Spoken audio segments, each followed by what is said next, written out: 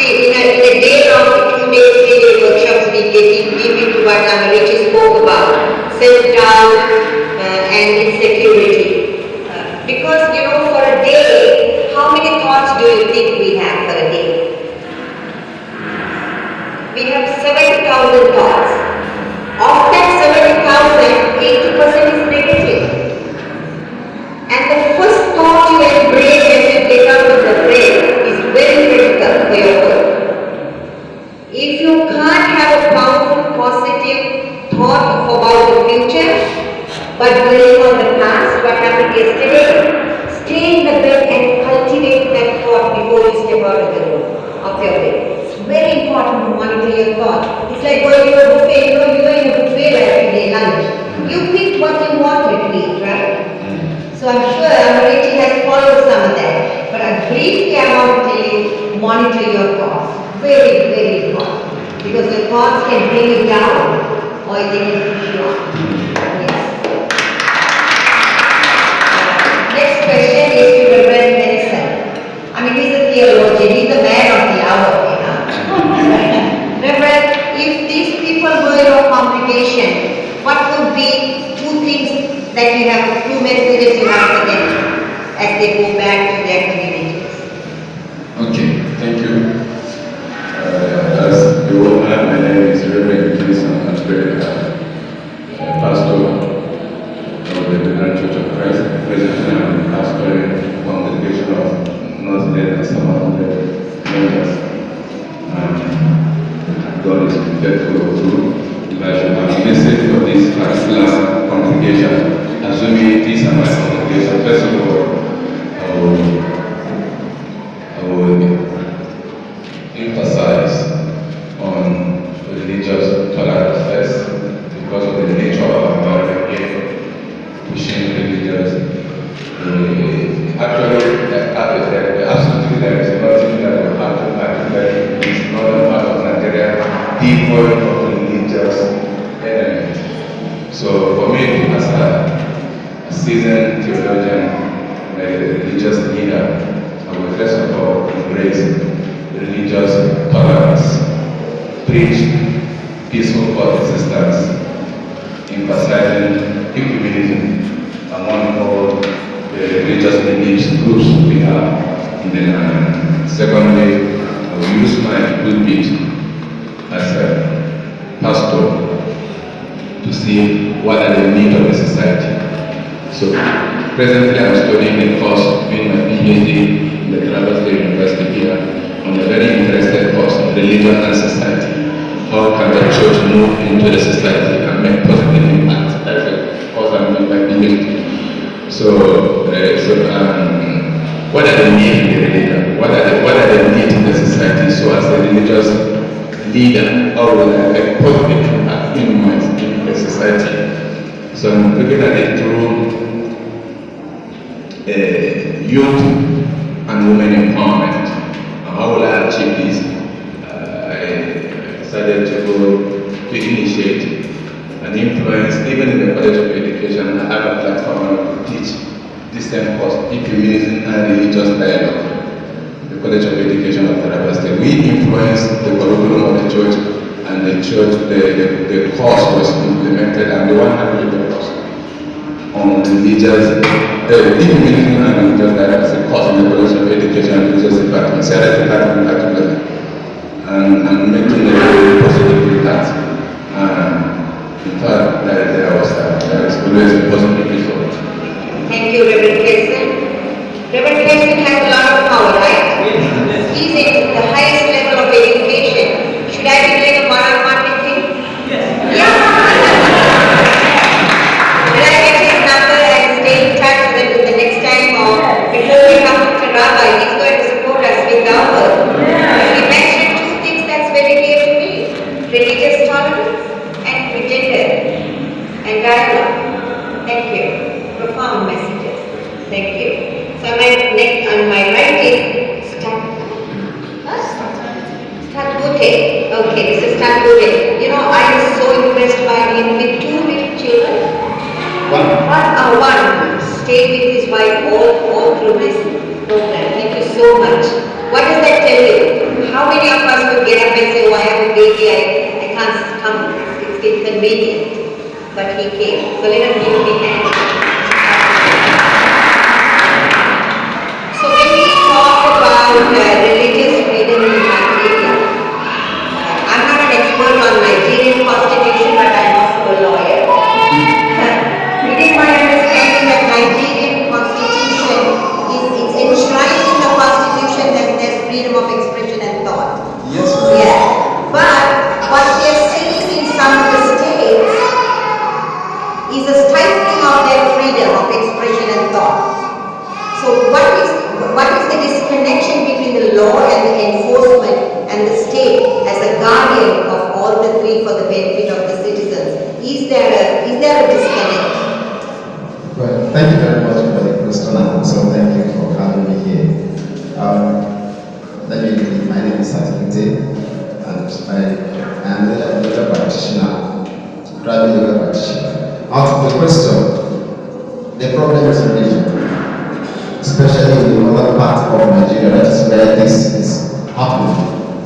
Of course, the Nigerian constitution, the freedom of expression, or freedom of religion is guaranteed.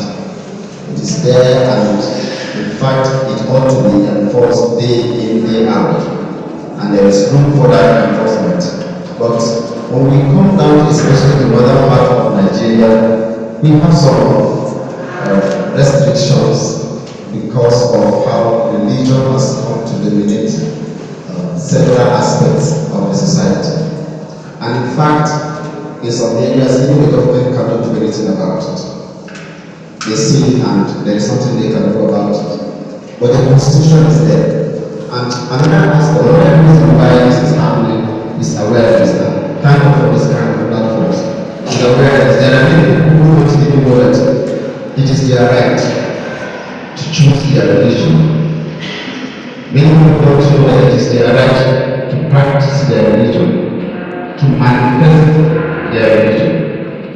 For instance, I remember that the program is that in Kwara State, if I'm not mistaken, about students in schools which are Christian schools, so to say, and recently they are Muslims.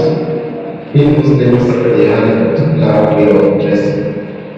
They want to cover their hair, wear things like this, and come to school. But the school says, no, we are a Christian school. You cannot do that in our school. But the law allows them to do that. So the issue went to the court had to give a decision that no, that is what the law allows. You cannot discriminate against them simply because of their religion, or the way the religion says they should dress.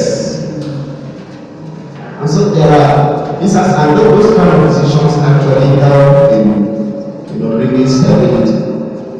But the truth also is that there are certain areas that even if you make that decision, it cannot stand. The people will revolt, the people will reject it. Why?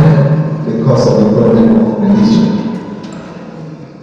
Some people heighten it to the point that they feel my own is superior to your own. That depends on the environment. My own is superior to your own. And if you choose to live in this environment, you must subscribe to this environment. So, and this is almost everywhere. For instance, I think the Holy Toilet Aid about commerce. You will have instances where commerce goes good service in other states that are not their states.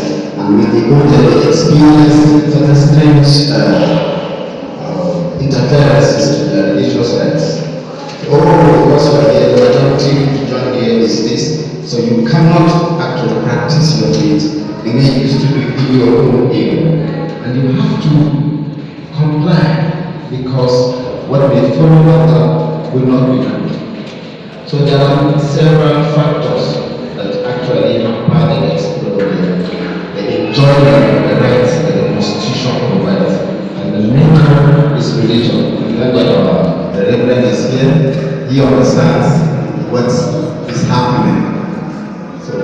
good kids, religious leaders particularly, are the ones that really need to do some work in the modern day to really sensitize their people and all of that. We've had cases, I remember, from like this of the world that most of us are aware. Yes, it is another story simply because of religion. And when we go deep and even the religious leaders will tell you that those people are actually going against their religion. So there is seriously lack of knowledge, lack of proper information in the society, and that is where we need to do a lot of work.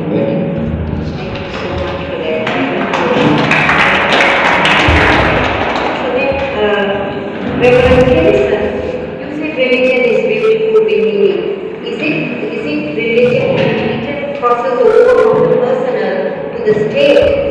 When state mandates religious laws, is that when the problems begin? This problem begins through teachings. And I can say without fear, favor from religious leaders.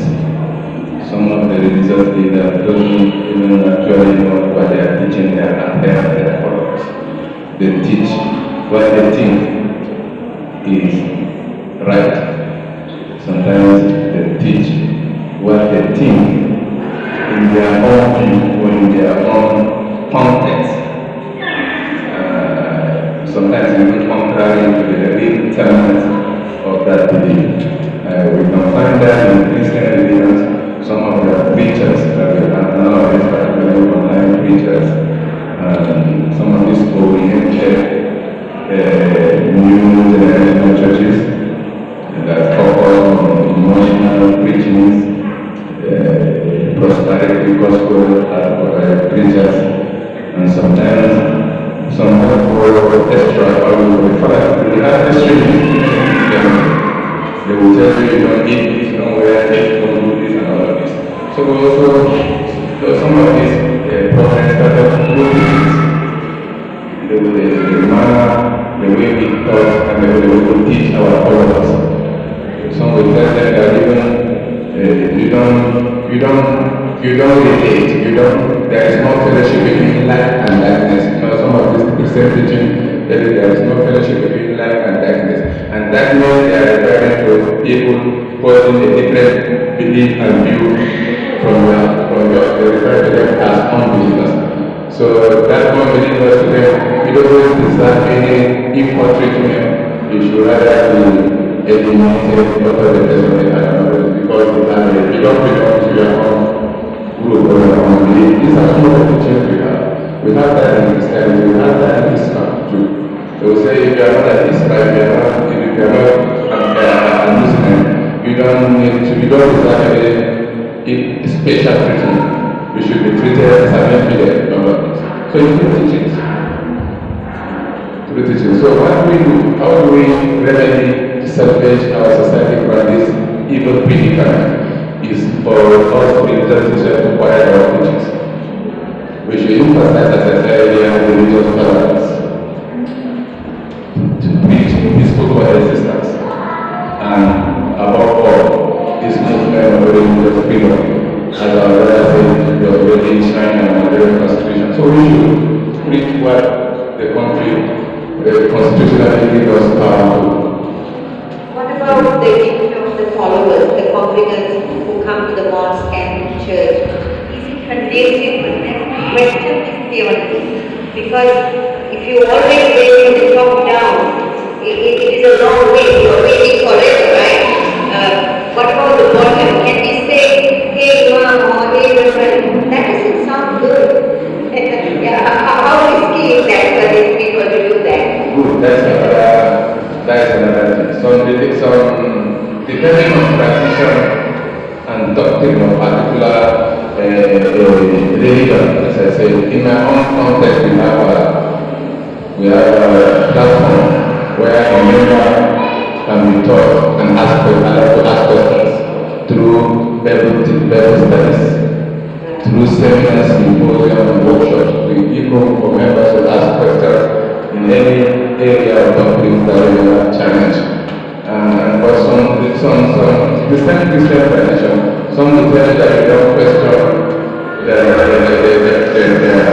the preacher, and the preacher is a private authority. They are very hierarchical. Some are the bishop, some are very autocratic, and you don't have the authority to ask the preacher or to question the man of God and all of this, depending on To build a relationship. Yes. Thank you very much. so these are some of them. Yes. So Abhijit, we all know life is hard. If you're born, suffering is inevitable, right? In your darkest of hours, when you were broken and when you couldn't get up, what has given you hope? Who has given you hope? Myself, because I stayed grounded to my value. What I discovered for myself, the circumstance came, the problems came, but I remained focused to my value.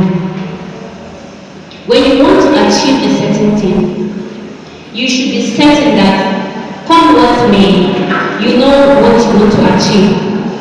Circumstances may arise, but when you stay focused to, you stay grounded to that particular value, that vision that you have, then you overcome a lot of things. So what helped me was I stayed committed, I stayed grounded to my value. Your values, you understood it. Yes. Thank you very much. I hope everybody is hearing Abhijit's answer. Go to your values and go to work and don't compromise on your values. Yes.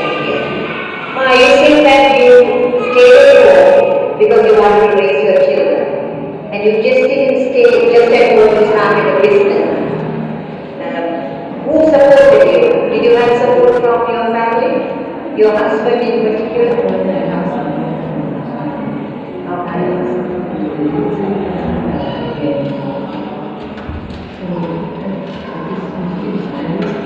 They can't hear you. They can't. Bring it closer. I have to support the family and the education that I'm doing. And I do it to sponsor my children to school. You sponsor each I child. sponsor. And I used to, out of it and what I'm doing, I used to cast lots of people that have a different idea in mind.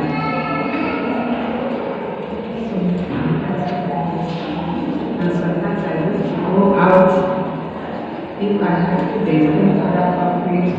I had my mother I used to go and settle in these two behavior.